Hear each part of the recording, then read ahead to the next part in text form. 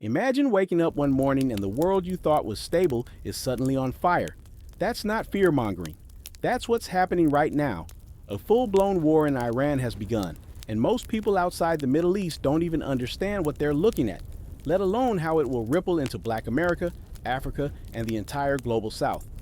Over the past 72 hours, the United States and Israel launched coordinated airstrikes deep inside Iran, targeting military bases, infrastructure, and even the supreme political leadership.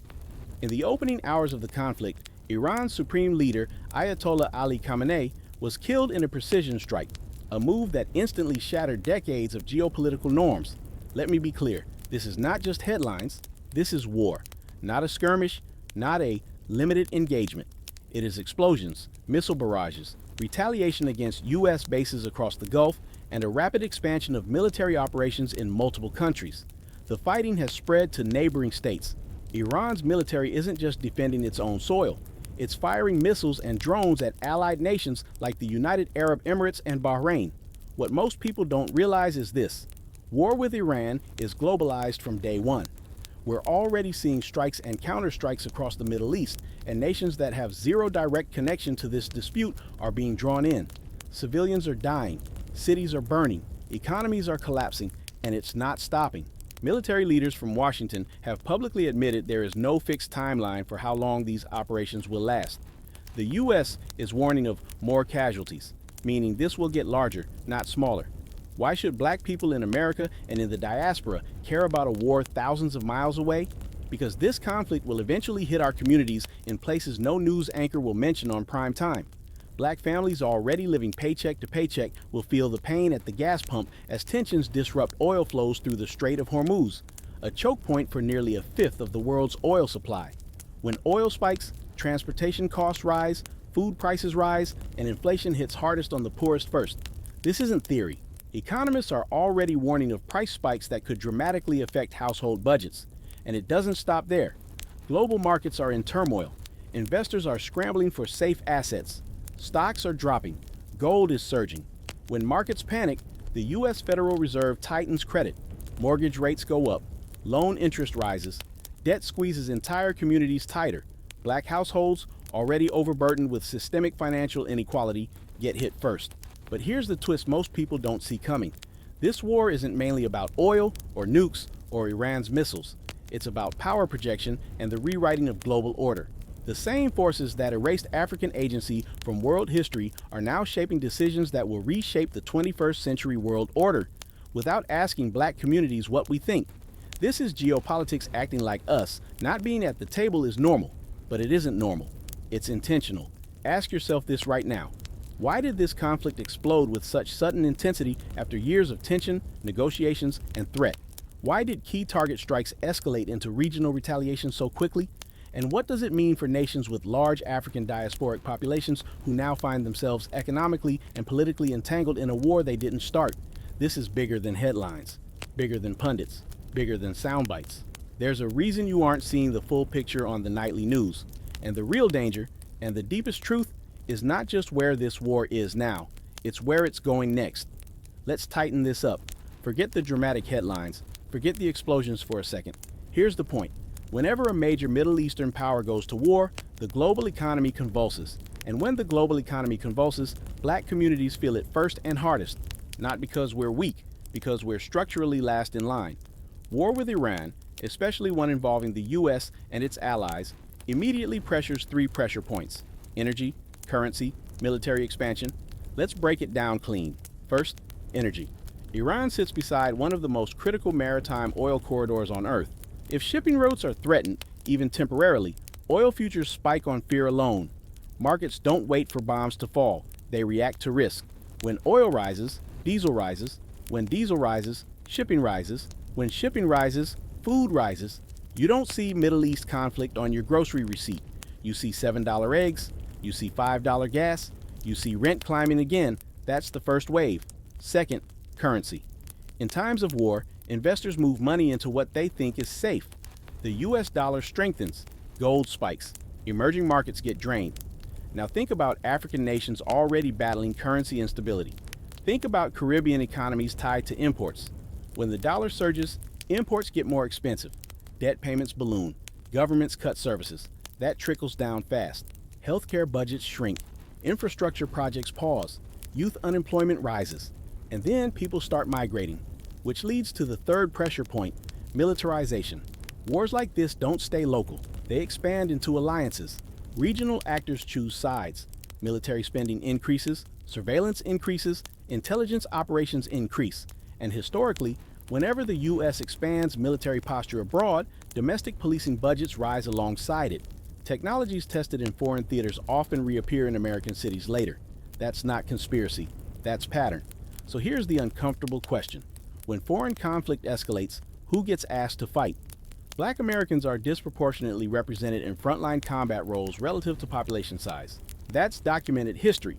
Economic inequality funnels certain communities toward military enlistment as one of the few stable career pathways available. So when tensions rise, recruitment offices get busier. This isn't about patriotism, it's about opportunity gaps. Now zoom out. If this conflict stretches beyond weeks and into months or years, supply chains reroute permanently, energy alliances shift, sanctions reshape trade corridors, and here's the part no one is saying out loud. The global South watches carefully. If Western powers are tied up militarily and economically, emerging blocs see opportunity. New financial systems get tested. Alternative trade currencies gain momentum. Regional alliances solidify. That reshapes global influence. And when global influence shifts, so does access to capital, technology, and political leverage. So the question becomes, where are Black-led nations positioned in that reshuffle? Are they negotiating strategically or reacting late?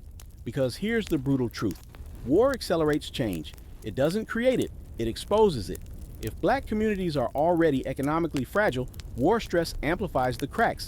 If leadership is already divided, global tension magnifies the weakness. But there's another side. Moments of geopolitical fracture are also moments of leverage. New trade partnerships, energy investments, infrastructure funding, defense agreements. The board resets faster during instability than during peace. The issue isn't whether this war is right or wrong. That debate will rage on cable news forever. The issue is positioning. Who's preparing? Who's planning for energy shocks? Who's protecting vulnerable communities from price spikes? Who's building emergency supply resilience? Because if leadership waits until inflation hits before responding, it's already too late. And here's where it gets even sharper. Conflict in Iran doesn't just threaten oil, it threatens digital infrastructure, satellite networks, undersea cables, financial transaction systems. Modern warfare is hybrid. Cyber retaliation can freeze banking access. It can disrupt payment apps. It can hit power grids. Imagine a week where card payments stall in major cities. Imagine supply chains freezing not from bombs, but from code. Are our communities prepared for that?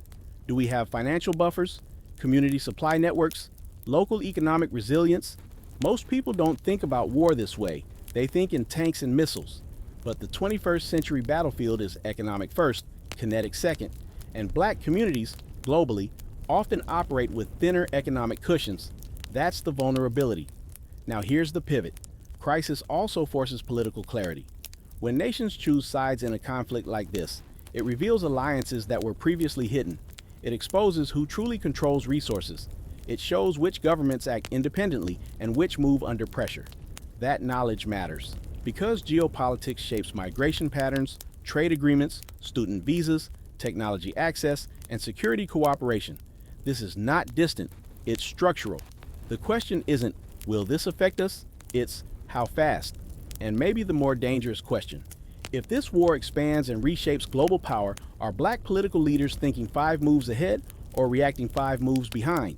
Because history shows something consistent. When global power shifts, communities without strategy become consequences. And right now, the board is moving fast. The next phase of this conflict won't just test missiles, it will test economic endurance. And endurance favors those who planned early. So here's the real tension building. If this war forces a new global alignment, and if major powers start redrawing economic maps, who gets locked out of the room where those decisions are made? And what happens if we're not at the table when the next global order is drafted? Let's stop dancing around it. War shifts power, and when power shifts, somebody gains leverage, and somebody gets squeezed. The real issue isn't bombs falling in Iran, it's what this conflict forces governments to reveal. Here's the uncomfortable reality. Global institutions are fragile right now. Alliances are strained. Trust between superpowers is thin. Economic systems are overloaded with debt. A prolonged conflict in Iran doesn't just add tension, it tests the entire structure. And when structures get tested, cracks show. Look at the bigger pattern. After every major war or global crisis, there's a reset. After World War II, financial institutions were redesigned. After 9/11, surveillance expanded permanently. After the 2008 crash, central banks gained enormous influence. Conflict always reshapes policy. So ask yourself this: what policies are being drafted quietly while everyone watches missile footage?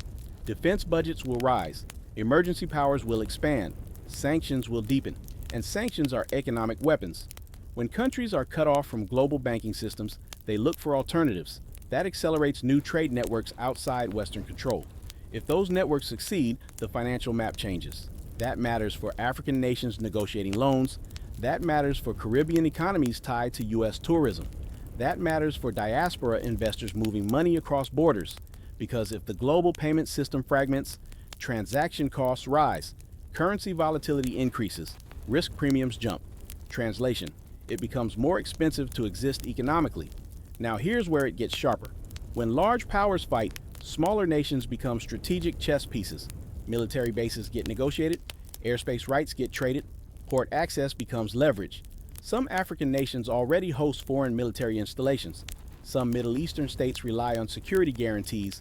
Those relationships deepen during war, but deepening security relationships often comes with economic strings, infrastructure funding tied to defense agreements, resource access linked to strategic loyalty.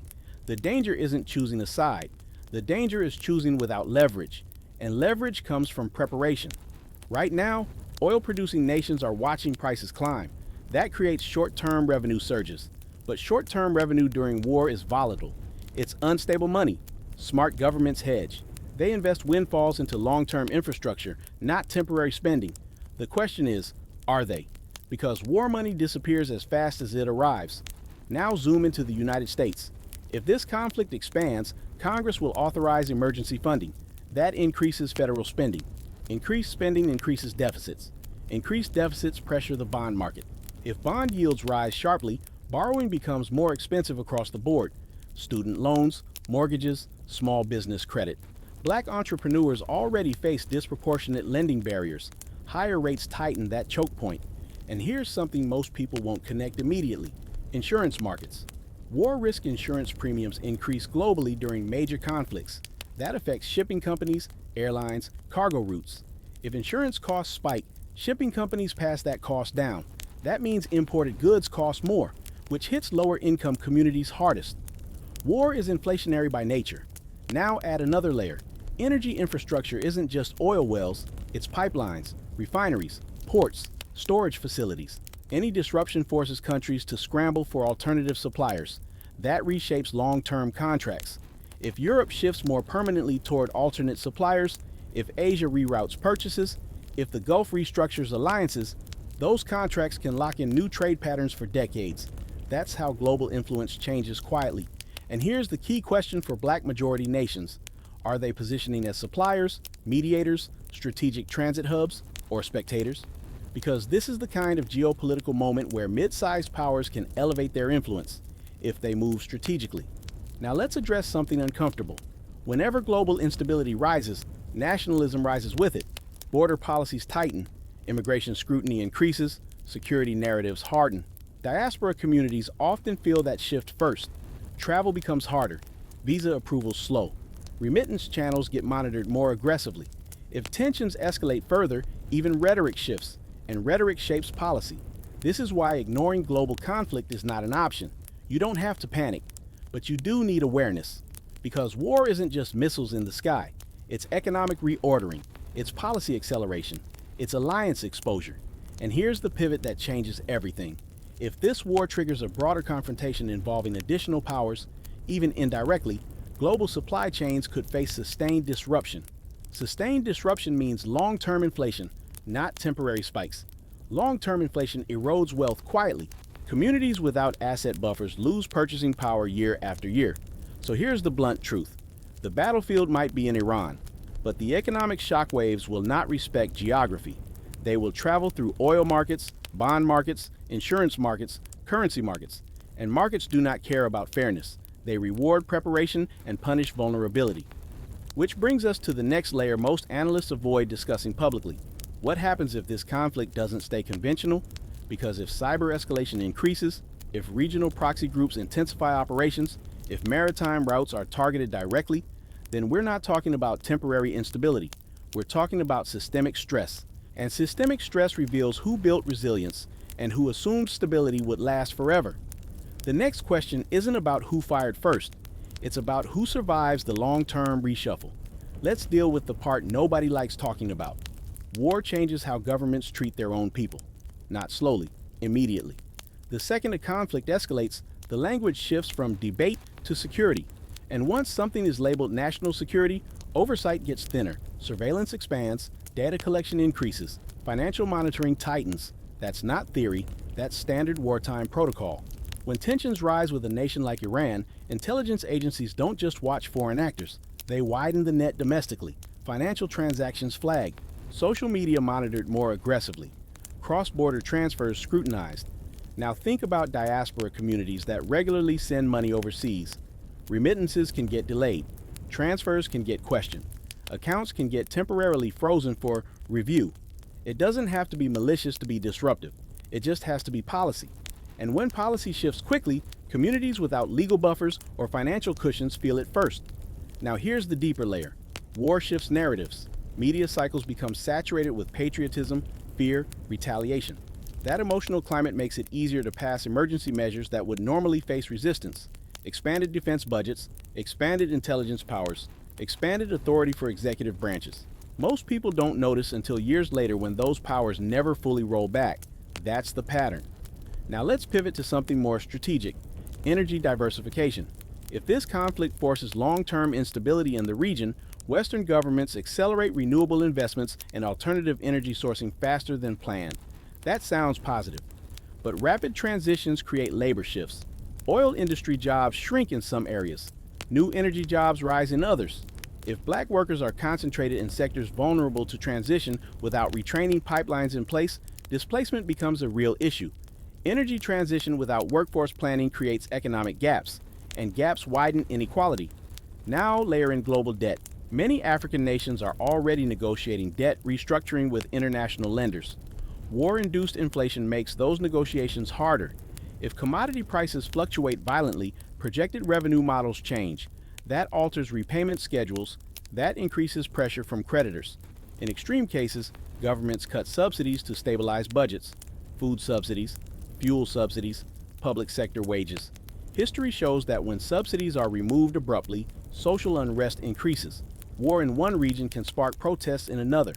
Now let's talk military recruitment directly.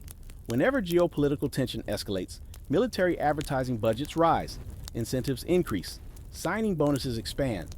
Communities with fewer economic opportunities become prime recruiting ground. This is not about courage or honor. It's about economics. If college is unaffordable and stable employment is scarce, military pathways become attractive. So the real question is, who benefits from expanded enlistment? And who absorbs the human cost? Because prolonged conflict often means repeat deployments, long-term strain, generational impact. Now zoom out further. If this war disrupts global shipping long enough, supply chain rerouting becomes permanent. Permanent shifts reshape trade alliances. Imagine if certain African ports become more strategically valuable because traditional routes are unstable. That creates leverage. Infrastructure investment flows towards strategic locations during instability. Ports expand. Rail networks upgrade. Digital infrastructure accelerates. But that only happens if leadership negotiates intelligently. If not, foreign powers extract advantage without building local resilience. That's the difference between partnership and dependency. Now here's the twist most people aren't ready for. Conflict fatigue.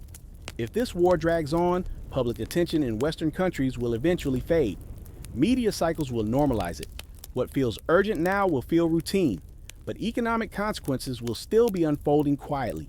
That's when policy decisions get made with the least scrutiny. That's when long-term agreements are signed. That's when defense contracts lock in. And that's when communities not paying attention get locked out. War isn't just about explosions. It's about timing. Decisions made during chaos shape decades. So here's the hard truth. Black communities cannot afford to treat global conflict as background noise, because background noise becomes budget reallocations. It becomes loan rate changes. It becomes fuel prices. It becomes tightened borders. And here's the most uncomfortable reality. If escalation pulls in additional regional powers, even indirectly, the risk of a broader coalition conflict increases. Coalition conflicts are expensive. Expensive conflicts require domestic funding. Domestic funding often means either higher taxes or higher borrowing. Higher borrowing means future austerity. Austerity almost always cuts social programs before it cuts defense. That's historical pattern. Now ask yourself, are local leaders preparing communities for prolonged inflation? Are financial literacy programs expanding? Are emergency savings initiatives being encouraged? Are diaspora networks strengthening trade relationships independently? Or are we waiting to react? Because waiting is vulnerability, and this moment does not reward vulnerability. Here's where the tension builds. If this war accelerates a new multipolar world, where influence is split between competing blocs, then neutrality becomes harder. Nations will be pressured to align. Alignment affects trade. Trade affects jobs. Jobs affect communities. So the real question isn't whether this war is justified. It's whether we understand its trajectory. Because trajectory determines impact, and the trajectory right now points toward prolonged instability, economic strain, and strategic realignment. The next phase won't just test missiles or markets. It will test political foresight. And foresight determines who adapts and who absorbs the shock.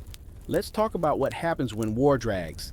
The first weeks are chaos. The first months are tension. But after that, it becomes strategy. And long wars reward nations that planned in silence before the first missile ever launched. Here's the hard truth. If this conflict with Iran extends beyond a short campaign, it will not stay a two-sided fight.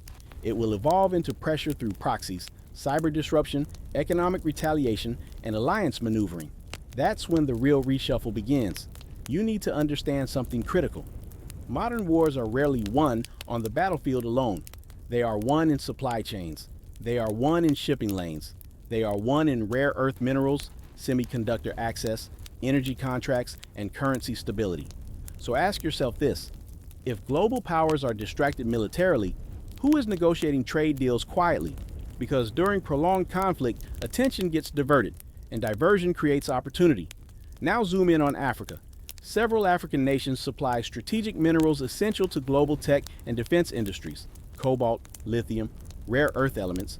If supply chains become unstable in other parts of the world, demand for African minerals surges. That could be leverage, but leverage only works if contracts are negotiated on equal footing. Otherwise, demand rises. But value extraction remains external. And here's the risk. When global instability rises, powerful nations seek secure access to critical resources. That often means deeper security agreements tied to mining rights. Security in exchange for access. That trade-off sounds strategic, but it can quietly reduce long-term sovereignty if not handled carefully. Now look at the United States. If military engagement increases, defense manufacturing ramps up.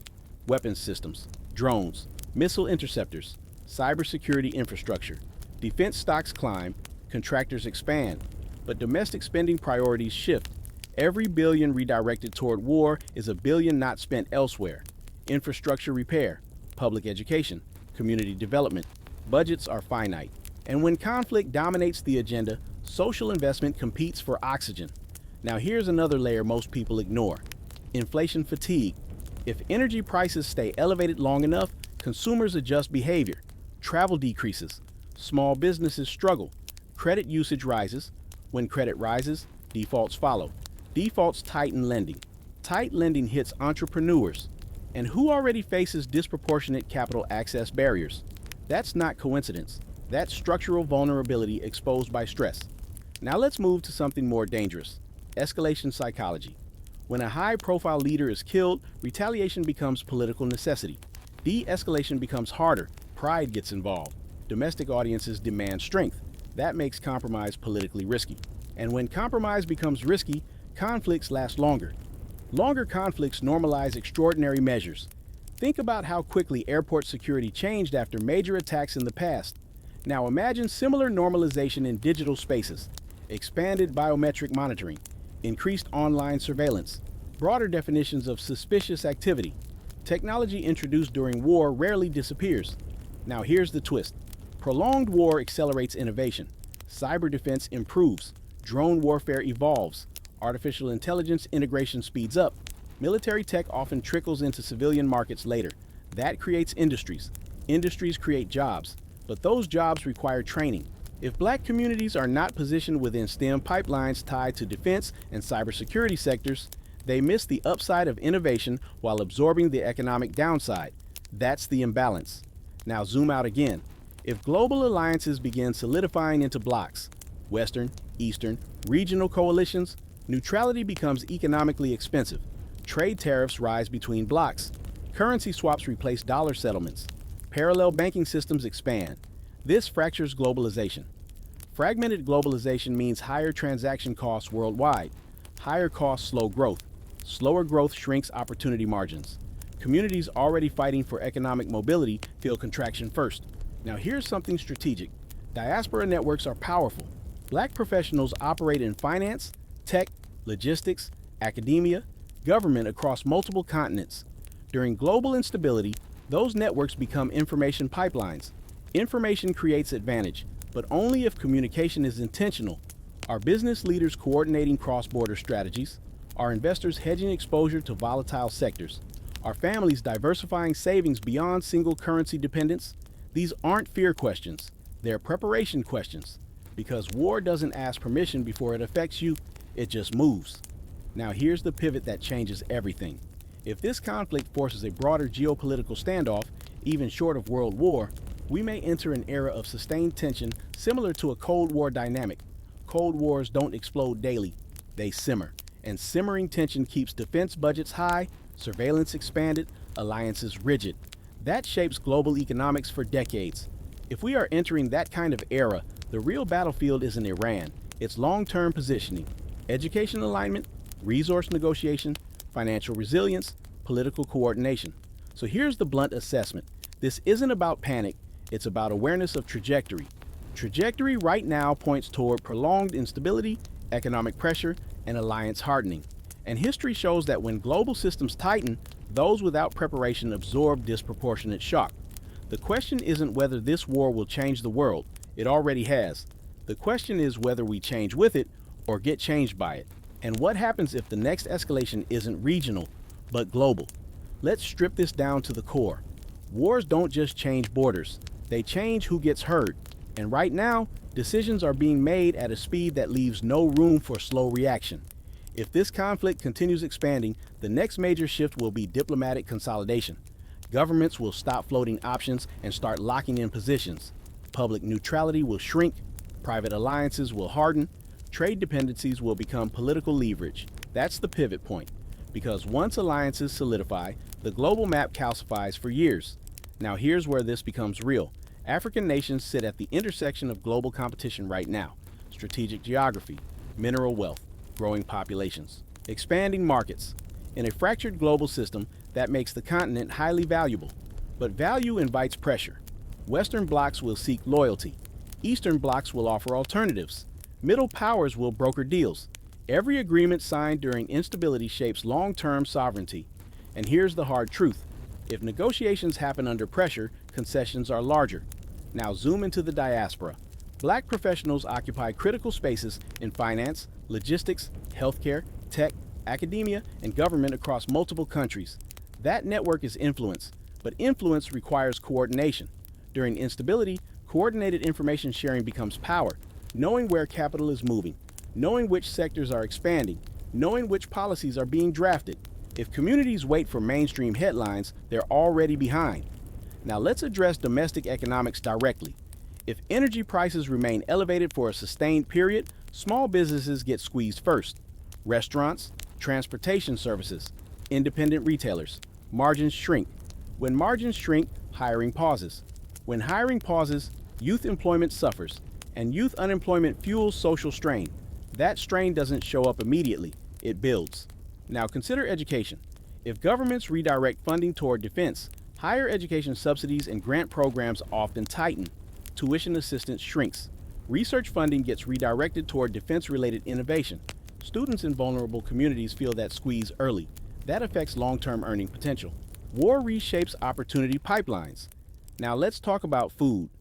Iran sits near critical shipping routes that connect Europe, Asia, and Africa. If maritime risk increases, food shipments reroute, insurance premiums rise, delivery timelines stretch, even minor delays compound globally. Urban populations that rely on imported staples become vulnerable to price swings. Food security becomes political. And when food becomes political, stability becomes fragile. Now here's the strategic angle. Some nations will use this moment to expand influence through mediation, offering peace talks, hosting negotiations, positioning themselves as neutral brokers. That creates diplomatic capital. Diplomatic capital converts into trade advantages later. Are black majority nations positioning themselves as brokers or observers? Because brokers shape outcomes, observers adapt to them. Now let's address something subtle but powerful: narrative control. Who defines why this war began? Who defines who is justified? Who defines who is dangerous? Narratives influence sanctions, travel restrictions, aid distribution, and narratives are written fast during crisis. If black media platforms aren't sharpening geopolitical analysis, communities rely on filtered interpretations. Filtered information limits strategic awareness. Now here's the uncomfortable projection. If the conflict escalates through proxy networks, we could see instability stretch into neighboring regions. Regional instability increases refugee flows. Refugee flows strain border systems. Strained borders tighten immigration frameworks globally. Tighter frameworks affect student visas, work permits, family reunification pathways. That affects diaspora mobility. Mobility equals opportunity. Restricted mobility reduces opportunity. Now here's where long-term thinking matters most. Wars often accelerate technological advancement. Defense AI, cybersecurity systems, drone logistics, energy storage innovation. Entire industries expand during sustained conflict. The question is whether educational pipelines in black communities align with those growth sectors. Because while inflation rises for consumers, opportunity rises for those positioned in expanding industries. That's the paradox. Crisis contracts some sectors and explodes others. Preparation determines which side you land on. Now zoom back to geopolitics. If global blocs become more rigid, trade fragmentation increases.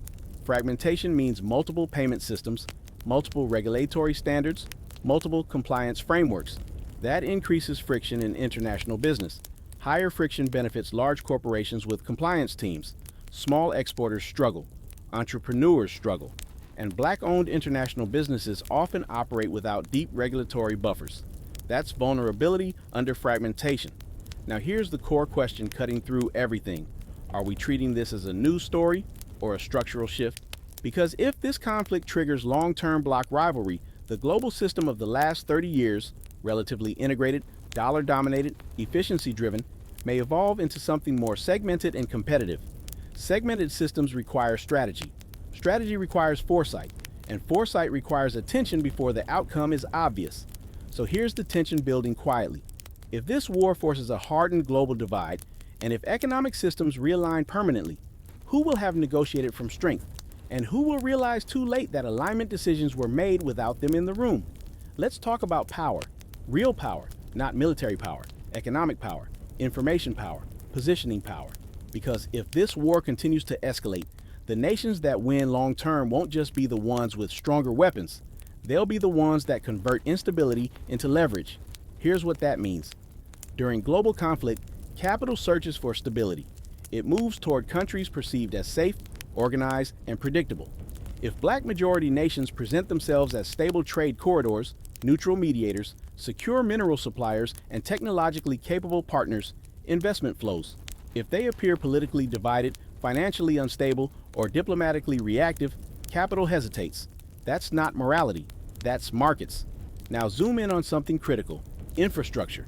Wars expose fragile logistics. Ports get congested, shipping lanes get monitored, airspace restrictions increase. If alternative corridors are developed quickly in response, those corridors become permanent. Infrastructure built during crisis rarely gets dismantled after. So if ports in West or East Africa expand capacity now, if rail networks connecting mineral zones to coastlines accelerate, if digital payment systems independent of unstable corridors strengthen, those moves echo for decades, but only if they're executed strategically. Now let's get even more direct. Diaspora wealth matters. Black professionals abroad control billions in annual remittances, investments, and business capital. If that capital is coordinated, pooled intentionally into development funds, venture investments, infrastructure bonds, it becomes geopolitical weight. If it remains fragmented, it remains influence without leverage. Crisis periods separate scattered influence from organized power. Now consider this. If this war triggers further sanctions regimes, global banking becomes more compartmentalized. Transaction monitoring intensifies. Compliance requirements expand. Cross-border transfers slow under scrutiny. That creates friction for entrepreneurs moving capital internationally. It also creates opportunity for fintech innovation, secure payment systems, blockchain-backed settlements, alternative clearinghouses. But innovation requires talent. Talent requires education pipelines. Are communities preparing for that pivot? Because the financial system after prolonged geopolitical tension will not look identical to the system before it. Now here's the uncomfortable dimension. Conflict fatigue doesn't just affect citizens, it affects policymakers. As wars drag, urgency fades. That's when complacency creeps in. But structural changes continue quietly. Energy contracts are signed for 20-year terms. Security pacts extend decades. Defense procurement shapes industrial output. And once contracts are signed, they're hard to reverse. That's why early positioning matters more than late protest. Now, let's address food security directly. Many African and Caribbean nations rely heavily on imported grain, fertilizer, and fuel. If fertilizer supply chains are disrupted long enough, agricultural yields decline in subsequent seasons. That's delayed impact. War today can affect harvest next year. Delayed consequences are the most dangerous because they arrive after attention has shifted. Prepared nations invest in domestic production capacity early. Unprepared nations scramble after shortages begin. Now zoom into urban black communities in Western countries. Inflation layered on top of housing shortages creates displacement risk, higher energy bills, higher transportation costs, higher grocery prices. When wages don't adjust equally, disposable income shrinks. Shrinking disposable income reduces local economic circulation.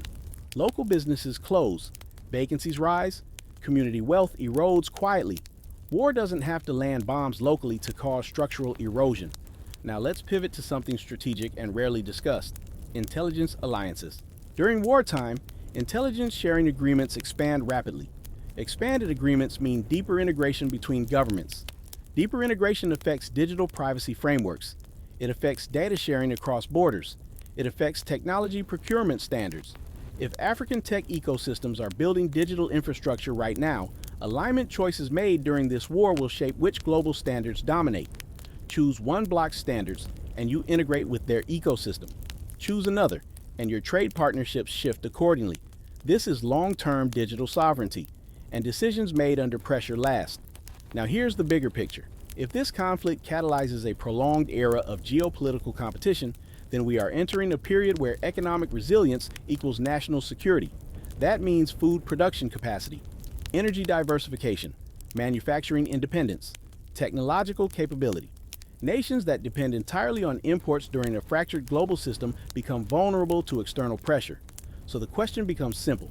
Are black majority nations accelerating self-sufficiency while negotiating global partnerships, or are they choosing partnerships that deepen dependency? Because dependency during stable times feels manageable. Dependency during conflict feels dangerous. Now let's bring it home. For individuals, this isn't about panic buying or fear cycles. It's about awareness of structural shifts. Diversify savings exposure. Strengthen community networks. Support local production. Invest in growth sectors tied to resilience. Energy, agriculture, cybersecurity, logistics. Because if the global order is reshuffling, sitting still is not neutral. It's passive. And passive positioning during structural change leads to reactive survival. The final phase of this conflict won't be about headlines. It will be about who adapted fastest to new realities. And adaptation requires clarity. So here's the final pressure point building right now. If this war triggers a generational shift in global alignment, who will emerge as architects of the new order? And who will realize too late that the blueprint was drafted without them? Let's cut straight to it.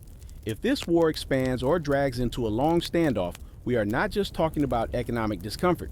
We are talking about generational positioning. Because prolonged geopolitical tension does one thing very clearly. It separates nations and communities that plan long-term from those that react short-term. And right now, the clock is moving. Here's what happens in extended global tension cycles. Defense spending stays elevated for years. Energy policy becomes security policy. Technology investment becomes military adjacent. trade becomes political. When trade becomes political, access becomes conditional. Access to markets, access to capital, access to visas, access to technology transfers. Conditional access creates leverage points. Now think about that carefully. If major powers begin restricting advanced technology exports to rival blocs, countries forced to choose alignment will lose access to certain innovations, AI systems, semiconductor manufacturing tools, cybersecurity infrastructure. That shapes which economies grow fastest over the next decade. So alignment decisions made during this war could determine which side of the technological divide nations land on. And technological divide equals economic divide. Now zoom into demographic reality. Africa has one of the youngest populations on Earth. Youth bulges are either economic assets or instability risks. If global tension slows investment into African markets, youth unemployment rises. If youth unemployment rises long enough, social pressure builds. Social pressure during global instability is dangerous because outside powers often exploit internal instability for strategic leverage. That's not theory. That's geopolitical playbook. Now let's address something blunt. If the U.S. increases defense commitments, federal budgets tighten elsewhere. You will hear the language shift to fiscal responsibility at some point. That often translates into spending cuts. Historically, spending cuts hit social programs faster than they hit defense allocations. Healthcare access, housing assistance, education grants. Communities already on economic margins absorb disproportionate impact. And if inflation remains sticky, those cuts feel harsher. Now, layer in interest rates. If markets perceive prolonged instability, bond yields fluctuate. Central banks adjust cautiously. Uncertainty delays rate cuts. Higher rates for longer squeeze borrowers. That affects home ownership rates. It affects small business expansion. It affects credit card debt cycles. Debt pressure builds quietly until it becomes visible in default data.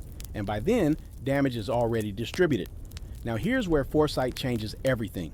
Periods of global restructuring create new corridors of power, new trade hubs, new financial clearing centers, new manufacturing zones. Those hubs are decided during instability, not after it. So if African nations negotiate regional free trade acceleration right now, they increase internal resilience. If diaspora investors strengthen cross-continental venture capital networks right now, they build insulation. If educational institutions pivot toward high-demand strategic industries right now, they prepare the next decade's workforce. Timing is everything, because when the dust settles, early movers hold the contracts. Late movers negotiate leftovers. Now let's talk perception. Markets are driven by confidence. If black majority nations project cohesion, competence, and long-term strategy, investor confidence stabilizes.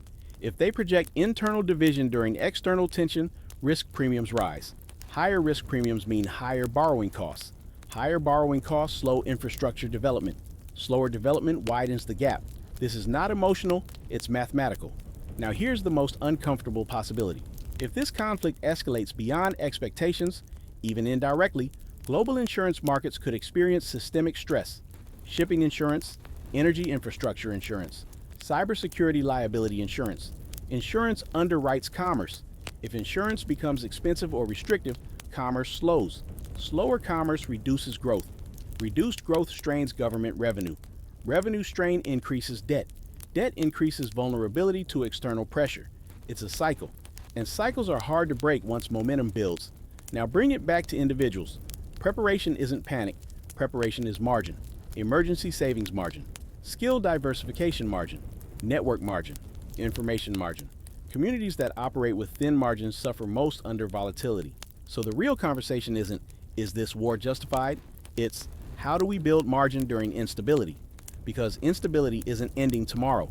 The trajectory suggests prolonged tension, even if active combat de-escalates at points. Long-term rivalry is enough to reshape systems. And here's the final pivot before we move into the conclusion. If this war accelerates a permanent global realignment, then we are entering an era where neutrality is harder, sovereignty is tested, and economic resilience becomes survival strategy. That means leadership quality matters more than rhetoric. Strategic planning matters more than emotional response. Coordination matters more than commentary. So the question building underneath everything is this. When historians look back at this moment, will they say black nations and black communities anticipated the shift?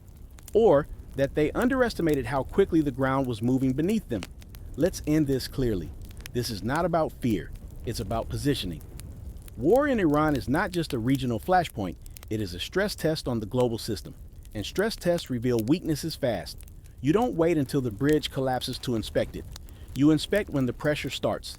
Right now, pressure is rising. Energy pressure, currency pressure, alliance pressure, supply chain pressure, political pressure, and pressure doesn't treat everyone equally. Communities with buffers absorb shock. Communities without buffers absorb damage. That's the bottom line. Now let's pull everything together without noise.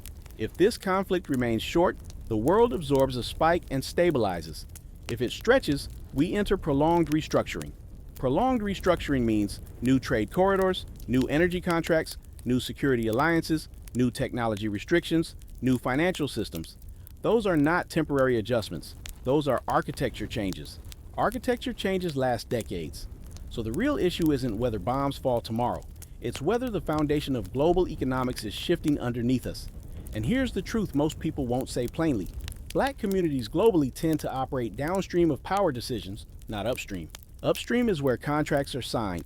Upstream is where currency swaps are negotiated. Upstream is where defense pacts are drafted. Downstream is where price increases show up. Downstream is where loans get tighter. Downstream is where programs get cut. The goal is simple: move upstream. That doesn't mean militarization. It means economic intelligence. It means strategic diplomacy. It means investing in sectors that expand during instability instead of shrinking with it. Energy diversification, agricultural self-sufficiency, cybersecurity capacity, advanced manufacturing education, regional trade integration. That's not abstract. That's survival in a fractured world. Now here's the uncomfortable but necessary clarity. Global systems are not collapsing overnight, but they are recalibrating. Recalibration favors those who are organized, informed, and decisive, and punishes those who are distracted. If this war triggers hardened blocks, long-term rivalry, and restricted technology flows, then we are entering an era where alignment choices define decades of opportunity. That means leadership quality matters more than ever. Short-term populism won't protect supply chains. Emotional rhetoric won't lower fuel costs. Symbolic gestures won't stabilize currencies. Only strategic planning will. And strategic planning starts with awareness. Now let's bring this down to the personal level. You cannot control missile launches. You cannot control diplomatic negotiations, but you can control preparation, strengthen savings, invest in resilient sectors, build strong community networks, stay informed beyond headlines, encourage youth toward industries that expand during geopolitical tension, because the world is not freezing, it is rearranging, and rearrangement is opportunity for some, displacement for others. The difference is timing. The biggest mistake during global shifts is assuming they are temporary. Many of the systems built after past wars lasted generations. Security frameworks, financial agreements, alliance structures. If this moment becomes one of those inflection points, future historians will point to it as the beginning of a new era. The question is simple. When that era solidifies, where will black nations stand? Resource suppliers with leverage, diplomatic brokers shaping agreements, technological contributors integrated into new systems, or passive markets adjusting to decisions made elsewhere? That choice is not made at the end of the war. It's made during it, right now. So no panic, no dramatics, just clarity. War has begun. The pressure is real. The restructuring is possible, and the only unacceptable position in moments like this is unprepared. Now the real conversation starts. What do we do next?